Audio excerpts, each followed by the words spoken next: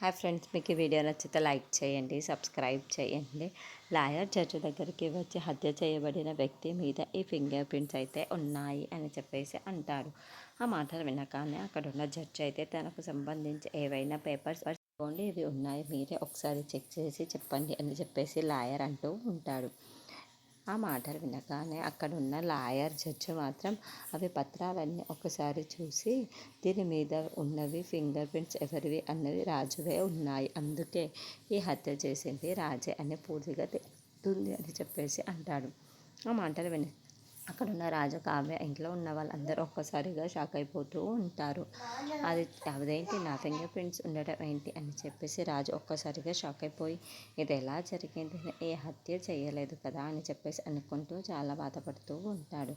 ఇంతలో అనామిక కావ్య దగ్గరికి వచ్చి మీకు కావాల్సిన సాక్ష్యాధారాలు ఏవి దొరకవు, అలా దొరకనివ్వకుండా నేను చేశాను, ఈసారి ఎలాగైనా సరే రాజుకి యావగారో కర్మాగార శిక్ష పడాల్సిందే అని చెప్పేసి అంటుంది.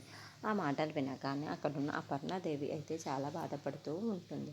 ఇంతలో అక్కడున్న రాజు మాత్రం చాలా కోపంగా అనామికని చూస్తూ ఉంటాడు. అది చూడగానే అక్కడున్న అనామిక మాత్రం ఏంటి అలా చూస్తున్నావు రాజ్, నేను ఎంత ఇబ్బంది పెట్టావో నీకు తెలియదా, నీ టైం వచ్చింది, ఏం చేస్తున్నానో నీకు అర్థమవుతుంది, ఈసారి మాత్రం నిన్ను వదిలిపెట్టేదే లేదు, నీకు ఎలాంటి సాక్ష్యం దొరకకుండా నేను చూసుకుంటాను కదా, నీకు ఈసారి ఎలాగైనా సరే జైల్లోనే ఉండేలా నేను చూస్తాను కదా రాజ్ అని చెప్పేసి బెదిరిస్తూ ఉంటుంది.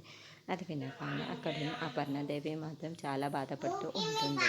అది ఎలా జరుగుతుంది అని చెప్పేసి అనుకుంటూ ఉంటుంది. ఇంతలో అక్కడున్న కావ్య మాత్రం ఏంటి అనామిక ఇప్పుడు ఏ సాక్ష్యాలు లేకుండా చేస్తుందా ఏంటి అని చెప్పేసి అనుకుంటూ ఉంటుంది.